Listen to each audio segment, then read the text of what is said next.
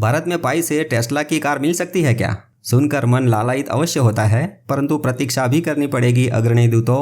अभी नहीं तो भविष्य में इसके द्वार खुल सकते हैं और इसके लिए प्रकृति भी कुछ ऐसा ही करने जा रही है जिससे भविष्य के काल चक्र में यह संभव हो सकता है। भारत में पायोनियरों की सुख समृद्धि के लिए कार योग बनाने हेतु मानव ग्रहों का चलन शुरू हो चुका हो ऐसा प्रतीत होता है। अब उसके लिए कोई रास्ता तो होना चाहिए ना, तो तैयार हो जाइए, मजा जो आने वाला है। परंतु पहले वेलकम, आओ ठाकुर। दुनिया की सबसे बड़ी इलेक्ट्रिक कार निर्माता कंपनी टेस्ला ने भारत में कार मैन्युफैक्चरिंग प्लांट लगाने का मन बना लिया है। जी हाँ दोस्तों, टेस्ला गुजरात के साणंद के पास कार मैन्युफैक्चरिंग प्लांट शुरू कर सकती है। जनवरी 2024 में होने वाले वाइब्रेंट गुजरात ग्लोबल समिट में टेस्ला के साथ एमओयू पर हस्ताक्षर हो सकते हैं। ऐसे में दुनिया के सबसे अमीर आदमी माने जाने वाले श्रीमान एलन मस्क जी ने भारत में ईवी कार प्रोजेक्ट के लिए गुजरात को चुना है, जिसके बाद गुजरात राज्य के उद्योग विभाग ने टेस्ला के लिए साणंद के पास जमीन आवंटन की तैयारी शुरू कर दी है और मिस्टर मस्क ने वर्ष 2030 तक प्रति वर्ष 20 मिलियन इलेक्ट्रिक व्हीकल बेचने का टारगेट बनाया है। टेस्ला कंपनी ने खुद कहा है कि टेस्ला भारत में ईवी कारों के अलावा बैटरी मैन्युफैक्चरिंग प्लांट शुरू करने की इच्छुक है और बहुत जल्द ही भारत में ईवी कार मैन्युफैक्चरिंग प्लांट के लिए जमीन का सिलेक्शन कर लेंगे। महाराष्ट्र, तमिलनाडु और तेलंगाना अन्य राज्यों के बीच टेस्ला को योजना सहायता से आकर्षित करने के लिए अभियान चला रहे थे, परंतु मिस्टर एलन मस्क जी ने आखिरकार टेस्ला कार निर्माण करने की परियोजना के लिए गुजरात को चुना है। जनवरी 2024 में वाइब्रेंट गुजरात ग्लोबल समिट में टेस्ला कारें आकर्षण का केंद्र होंगी। वाइब्रेंट गुजरात ग्लोबल समिट 2024 में इस बार दुनिया की बड़ी बड़ी कंपनियों को गुजरात में निवेश कराने के लिए जोर शोर से कोशिश की जा रही है, जिसमें टेस्ला कार का आना गुजरात के लिए बड़ी उपलब्धि होगी और भारत के लिए भी। ये वाइब्रेंट गुजरात की वेबसाइट है। वाइब्रेंट गुजरात ग्लोबल समिट 2024 का आयोजन 10 से 12 जनवरी तक रहेगा। इसमें दुनिया भर की कंपनियों के मालिक आएंगे, जिसमें स्मार्ट मैन्युफैक्चरिंग, आर्टिफिशियल इंटेलिजेंस और फिनटेक क्षेत्र के दिग्गज भी पधारेंगे। यहाँ G20 कनेक्ट का भी अलग से एक पेज है, जिसे आप शांति से देख सकते हैं। तो इस प्रकार टेस्ला गुजरात में अपने मैन्युफैक्चरिंग प्लांट के साथ भारत में प्रवेश करने के लिए पूरी तरह से तैयार है। पहली मैन्युफैक्चरिंग यूनिट की स्थापना के लिए बातचीत शुरू हो चुकी है और गांधीनगर में होने वाले वाइब्रेंट गुजरात समिट 2024 के दौरान कब टेस्ला कंपनी इसका ऑफिशियल ऐलान करती है, उस पर ही सबकी नज़र टिकी रहेगी। परंतु पायोनियरों की मनोकामना तो टेस्ला को पाई का पेमेंट करके उसकी वो ईवी कार खरीदने की होगी, है ना भाई? आपकी ये मनोवांछा भी पूर्ण हो, ऐसी शुभकामनाएं। क्योंकि पूरे भारत में सिर्फ यही एक कार बनाने वाली कंपनी होगी जिसके मालिक जो हैं वो कार के बदले में क्रिप्टो लेने की पहल करेंगे, ऐसा लगता है। देखिए, अभी तो एक संभावना है, परंतु अगर ऐसा होता है तो क्रिप्टो को फिर रुपये में बदलने की ज़रूरत नहीं रहेगी। सीधा पाई से ही या पाई को दूसरे क्रिप्टो में कन्वर्ट करके वो गाड़ी खरीद सकेंगे। अब श्रीमान एलन मस्क जी की बात हुई है तो एक दूसरा भी अपडेट देख लेते हैं जो काम का लगता है। वो ये है कि उनकी स्पेस एक्स नाम की एक कंपनी है जो स्टारलिंक लॉन्च कर रही है, जिससे कि ऊपर आकाश में सैटेलाइट रहेंगे और उससे आपके फ़ोन में सीधे हर जगह इंटरनेट मिलेगा, तो मोबाइल टावर्स की ज़रूरत नहीं रहेगी। ऐसा श्रीमान एलन मस्क जी एक बड़ा प्रयोग करने जा रहे हैं। आइए जानते हैं पूरी डिटेल आसान भाषा में। वर्ष 2024 के जनवरी महीने में पहले हफ्ते में ही समाचार दिखे कि स्टारलिंक ने पहला डायरेक्ट टू सेल उपग्रह लॉन्च किया। पहले जानेंगे कि स्टारलिंक क्या है। तो स्टारलिंक एक सैटेलाइट कॉन्स्टलेशन सिस्टम है जो दूर दराज के इलाकों में रहने वाले लोगों को इंटरनेट सर्विस प्रोवाइड करवाने में सक्षम है, वो भी आम इंटरनेट सर्विस की तुलना में कहीं ज़्यादा आसानी से, साथ ही बेहद ही दमदार स्पीड के साथ। स्टारलिंक हजारों उपग्रहों का एक समूह है जो पृथ्वी के बहुत करीब लगभग 550 किलोमीटर की दूरी पर ग्रह की परिक्रमा करते हैं और पूरे विश्व को कवर करते हैं। ये दूर दराज के इलाकों में high speed internet service provide करवा सकते हैं। तो इंटरनेट वेब 3.0 की ब्लॉकचेन टेक्नोलॉजी, जिसमें पाई का माइनिंग होता है, वो पाई हर गाँव में पहुँच सकता है और पायोनियर अपने लैपटॉप में पाई का सॉफ्टवेयर चलाकर नोड के भी रिवॉर्ड पॉइंट ले सकेंगे। अगर उनकी कंपनी का ये प्रयोग सफल होता है तो स्टारलिंक के लिए एक और बाजार खुल जाएगा और भारत में भी इंटरनेट का उपयोग करने वाले बहुत से लोग हैं। स्टारलिंक के जरिए मोबाइल यूजर्स को मोबाइल टावर के भरोसे नहीं रहना होगा।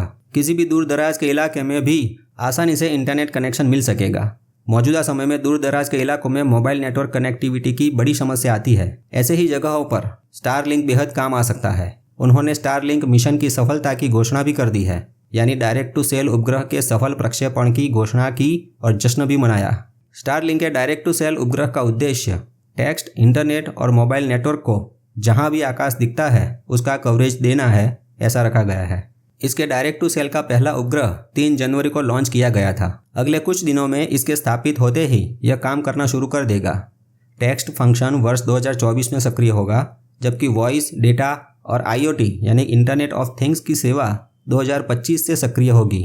इस सेवा का उद्देश्य 4G, 5G नेटवर्क के साथ प्रतिस्पर्धा करना नहीं है और यह बिना सेल्यूलर कवरेज वाले दूर दराज के क्षेत्रों के लिए सबसे उपयुक्त है। तो आने वाले समय में इंटरनेट कनेक्टिविटी जो है वो उन दूर दराज के क्षेत्रों में भी उपलब्ध होगी जहां स्टारलिंक लॉन्च किया गया है। स्टारलिंक के डायरेक्ट टू सेल का उपयोग करने वालों को दुनिया भर में सेलफोन सेवा उपलब्ध होगी, परंतु पहले उनके पार्टनर कंट्रीज में यानी America, Australia, Canada, New Zealand, Japan, Switzerland और चिली जैसे देशों में यह चालू होगा।